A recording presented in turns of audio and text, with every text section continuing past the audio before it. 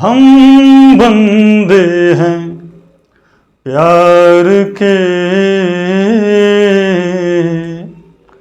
मांगे सबकी खैर, हो अपनी सबसे दोस्ती है, नहीं किसी से बैर। किसी से बैर नहीं भैया, लेकिन अंग्रेजवा सब बोलता है तुमको बैर ना हो हमको तो है। तुम यहाँ जो है कि महिला को शासिका नहीं बनने दे रहा, महिला विरोधी है तुम, हम तुमको नहीं छोड़ेंगे। जो है कि हम महिला सशक्तिकरण अभियान चला रहे हैं, तुम हमको जो है कि नीचा दिखा रहा है।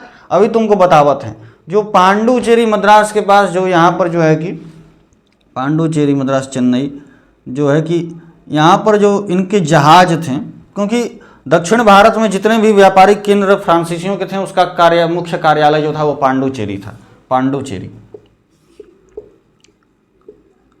और अंग्रेजों के जितने उपनिवेश थे, जितने व्यापारिक केंद्र थे दक्षिण भारत में, उसका कार्यालय, मुख्य कार्यालय मद्रास था, चेन्नई। तो इसके आसपास जितने भी जहाज जो दिखे फ्रांसीसियों के, उस पर अंग्रेजों ने कब्जा कर लिया। छेड़ने के लिए कब्जा करेंगे, फिर वो जो है कि बौखलाएगा और आक्रमण करेगा, उसका धन खर्चा होगा। तो अब डुप्ले कैसे सहन करे, ललकार का प्रतिकार करेगा। तो प्रतिकार कैसे किया, अपना जहाज तो सब छुड़ा ही लिया और कहा तुम हमारा जहाज कब्जाया, हम तुम्हारा सब व्यापारिक केंद्र कब्जा लेंगे। तुम बस जहाज कब्जाया, हम तुम्हारा सब व्यापारिक केंद्र, जितना व्यापारिक केंद्र था मद्रास और पांडुचेरी के आसपास, सब पर अधिकार कर लिया डुप्ले ने। गवर्नर था उस समय डुप्ले, फ्रांसीसी गवर्नर था डुप्ले, बहुत दिमागी आदमी था डुप्ले। तो डुप्ले ने सारे व्यापारिक केंद्रों पर कब्जा कर लिया जो इसके आसपास थे। अब ये जो अंग्रेज थे गए अनवरुद्दीन के पास। अनवरुद्दीन जो कर्नाटक का उसमें सूबेदार, अपने आप को स्वतंत्र शासक समझता था, निजाम समझता था कर्नाटक, नवाब समझता था कर्नाटक का, निजाम तो हैदराबाद के भैया।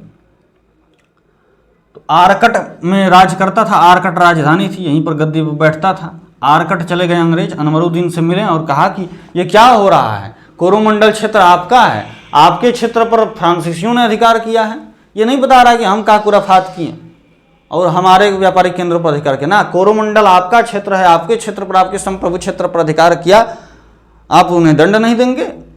तो अनवरुद्दीन तान के 10,000 फौज, जाओ फ्रांसीसियों को सबक सिखाओ।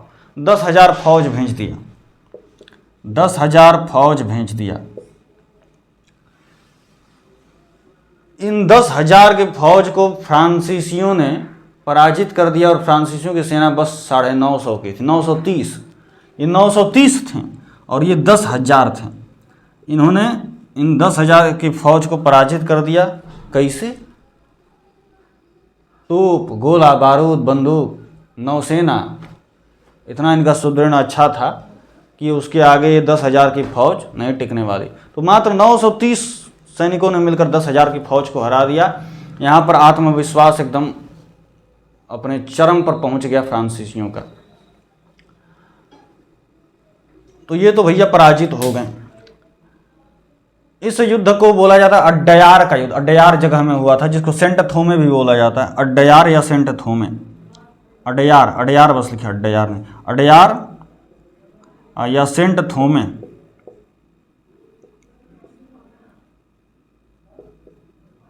अड्डयार या सेंट थोमे का युद्ध। अनवरुद्दीन कर्नाटक के नवाब के 10,000 की फौज को 930 सिपाहियों ने पराजित कर दिया फ्रांसीसियों ने, और इनका आत्मविश्वास चरम पर पहुंच गया। अंग्रेजों को मुंह की खानी पड़ी। लेकिन बाबू बोशाई ऐसा हुआ कि 1748 में हो गई एक संधि, एक्सला-शापेल की संधि। यूरोप में उधर ही है जिधर युद्ध शुरू हुआ था, वहीं पर। तो एक्सला-शापेल की संधि हुई और ये युद्ध विराम हुआ। एक्सला-शापेल की संधि से जब यूरोप में युद्ध विराम हो गया तो यहाँ भी हो गया।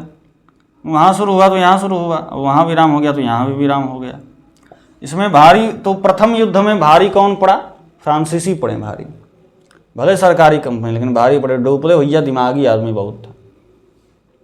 हाँ, तो एक्सला-शापिल की संधि के बाद युद्ध विराम हो गया, प्रथम कर्नाटिक युद्ध।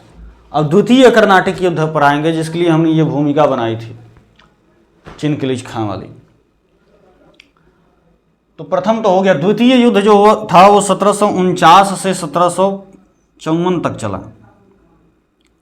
1749 से 1754 तक सारे युद्ध